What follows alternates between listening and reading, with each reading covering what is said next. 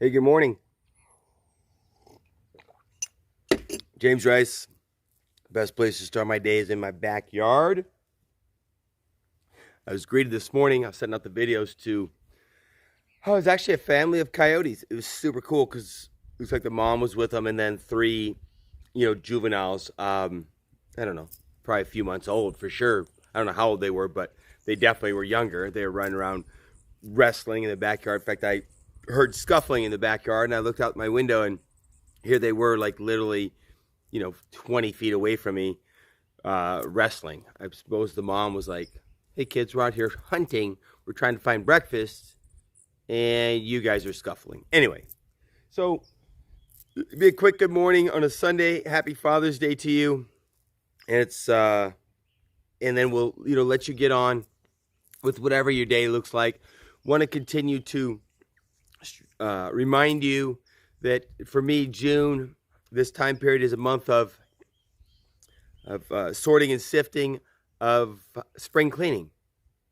And as I mentioned, it's not just the spring cleaning of your closet, of your garage, of your man cave.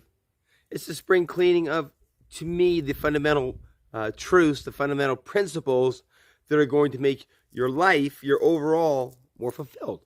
Because again, I chatted is you can, and people do this, that you can run around and chase, especially chase your hobby, and you start your conversations with your hobby, not with your faith, not with your relationship, not with your children, your family, not even many times your career. We start with our hobby. Why? Because that's where we've put our time, we put our energy, we put our money, and then we wonder why our faith is hit and miss. We wonder why our marriage is hit and miss. People say they grew apart. No one grows up. You're not growing apart. You're not growing apart at all. You're growing apart because of the activities that you choose to pursue versus making your relationship primary. It's really that simple. Your fitness, you haven't gotten in worse shape because you've gotten older. You've gotten in worse shape because your fitness hasn't been a problem. Oh, because there's so many other things going on. Those are your choices. Okay? Those are your choices. And there's nothing wrong with choosing. That's not my point. The point is, are you choosing what you want to be your foundation in the end, down the road? It's funny how many people down the road are thinking better relationships and better fitness. Well, are we working on that now? Excuse me. And so during this season of spring cleaning, what we can do is we can take a look at our faith, fitness, family, friendships, and finances. And we can say to ourselves, well, how am I doing? Where do I want to be? Back in the day when my FICO score tumbled from a 800 to a 580 in just a business transaction deal that went super sideways, I had written down that I just wanted to get back to 700, 750. That 700 was that first mark. And so what did I do? Googled it, got a hold of a couple credit repair companies that I was familiar with.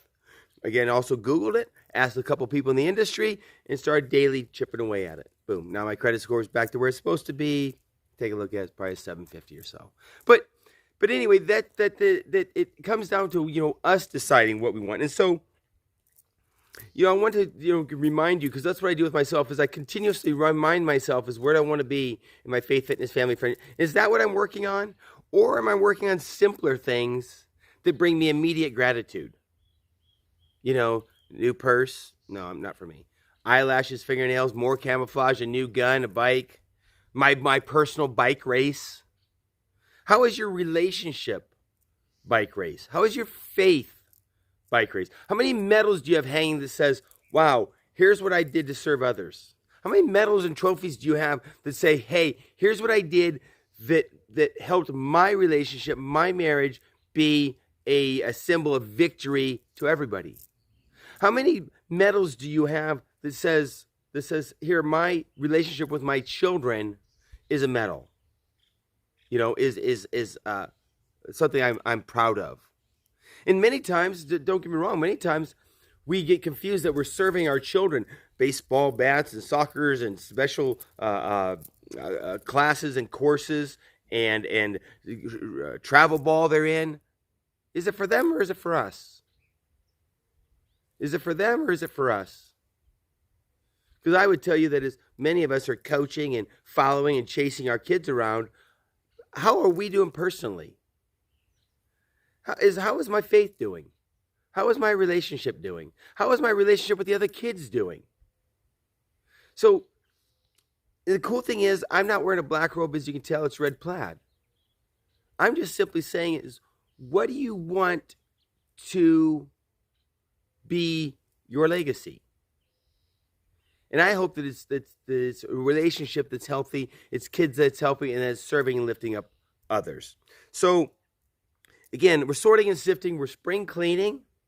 I'm also taking a look, as I'm reading in Proverbs, in my book by Timothy Keller. Thank you very much, Jen. And this will be my second time. It's a daily read. It's a 12-month book. And so this will be my second time that I'm cruising through it. And I'm just going to share a little piece of it. I'm actually looking to see who's on here. Brian Stubblefield, long time no chat. Holy cow, there's a name from the past. Holy cow, Brian Wilson too. Hey, you too. I tell each and every one, if you like what I'm talking about, share it.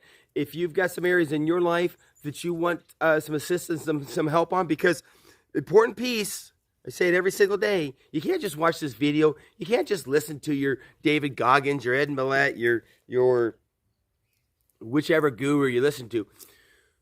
You've got to then continue to take action throughout the day.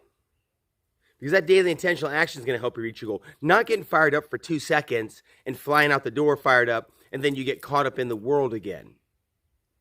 So what system are you getting into that not only is a touch in the morning, but there's a touch in the afternoon, there's a touch in the evening. So it's feeding you all day long, and so it's producing fruit. Do you understand how it makes a difference?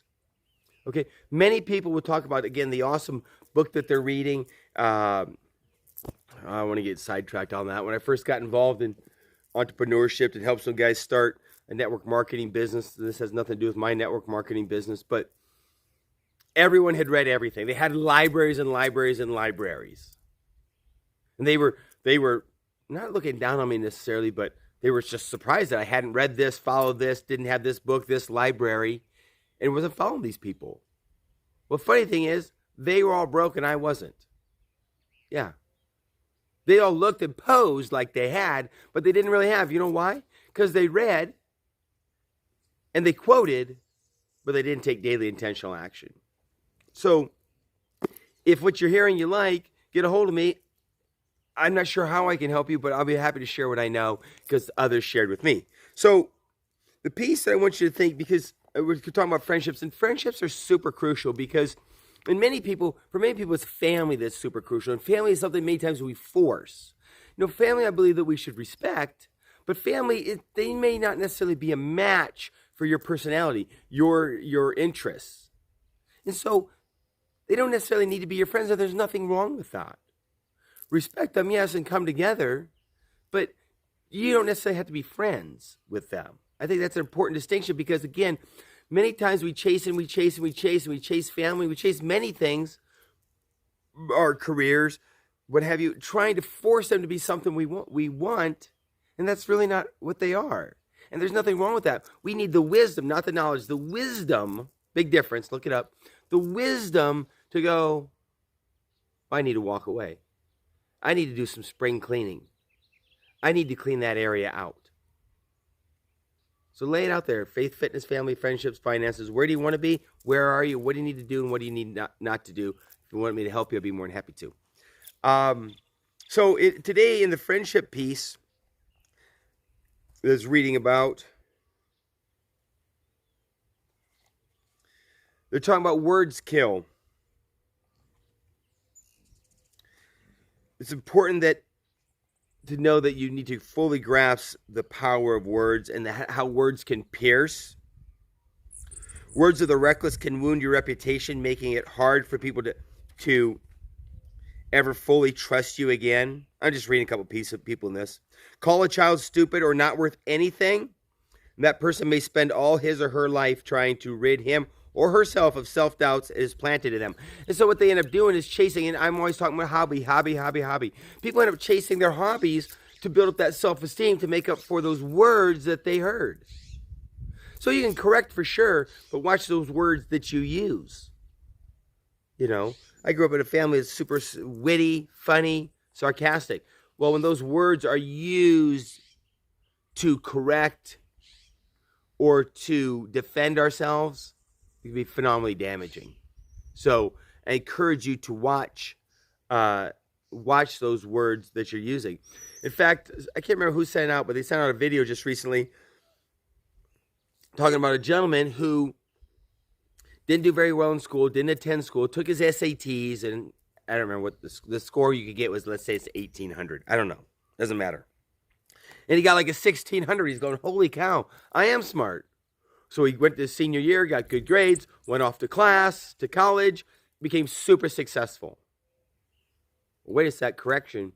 A couple years later, he got a correction in the mail stating that the test scores that he gotten on his SATs were like literally a half. So if it was 1,400 was the total, he got a 700.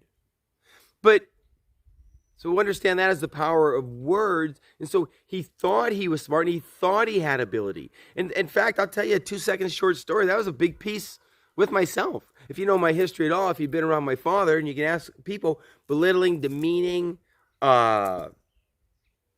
racist, chauvinistic.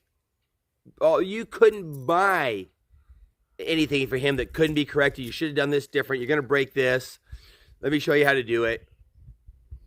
And so believe me, I try to watch that. Trust me, I try to watch that. But so what happened is you're like confused because at the same time I have these coaches saying, yep, you can do it. Yep, you've got this tenacity. Yep, you've got this reckless abandon. Yep, you've got some skills. And you're like confused in your brain because of those words. Well, for me, quite frankly, I got super lucky because if I shifted who my judge and jury was, and I understood that my dad was damaged and that he had a past, that set me free. I was making him my judge and jury. And that's why there's a piece that I wanted to say today also is as you're sorting and sifting, you're choosing your judge and jury. People are saying to me every day, and I'm going to cut this short, I promise. People are saying to me every single day, the pressures of the public. Oh, society these days, culture these days. I say, no. As I said in my, as Romans 12, number 2 today or something like that, don't conform to your culture, but renew your mind. That's the paraphrase for sure. Don't conform to this culture. And if people are like, well, it's tough. Not necessarily true, but just ponder this real quick. Are there things out there in this culture, in this world, that you don't conform to? Are there? You're exactly right, there aren't. The ones that are tempting, in fact, I'll tell you this story, this is one of my personal favorites. The things that are temptations to you, you blame on the fact that it's hard, it's peer pressure, it's conforming. It's not. It's that you are allowing it to be because of how you feel towards it and your lack of James Rice's lack of accountability, Rice's lack of, commitment. It's not the world. When you blame the world, you take the easy way out. When I blame James Rice, when I point it back at me, I go, oh, I need to change. And then I can do, like I said, with my credit score, I can grab information, I can take daily intentional steps, and I can move forward. Okay? So it's important to remember as you're sorting and sifting, doing your spring cleaning, as you're looking at your friends, as you're building them up, if you're maybe getting rid of a couple, it's super important that you realize that you have that choice. It's not culture. There's plenty of things out there in the world, in the culture. I'll tell you one, super popular right now, it has been for a while, is microbreweries and wine tasting and cigars. I don't do any of them. They're out there in culture. Why am I not? The TV shows to watch. I don't even have TV. Because I choose not to.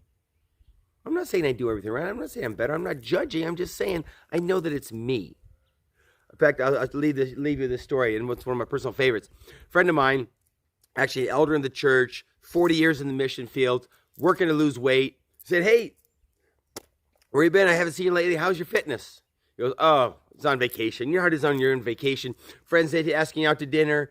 restaurants you go to, friends having you over, all these different good foods and so many temptations, and you want to be polite, you gotta participate a little bit, and you gotta try a little bit of it.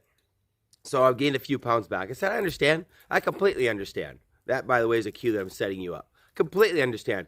I said, by the way, curious, when you were out and about, go to these restaurants, families and friends activities and all these temptations, were there any attractive females there? Yeah, why? Did you partake in them? Did you sample them a little bit? Did you bend your rules a little bit with your marriage? He said, of course not. I said, you're right. When you're as committed to your diet, your health and fitness as you are to your marriage, you'll be fine. See, it's not the culture. It's not the world where you were using that as an excuse. It's us. And it's where the work needs to happen is with me. So I hope you'll take this with compassion, with love, they give you hope, that you'll look inward at yourself, because when you do that, then you can truly make change. So I'm going to let you go, let you get off to your Sunday. Enjoy Father's Day. I'm not going to kid you, frankly. I would encourage you to enjoy every day. Father's Day, I hope that you'll sit and be still and enjoy quality time with each other and not rush and make a big deal of it for what it's worth. I would encourage all of us to slow down, just love each other a little bit. Spend a little quiet time together. Relationship.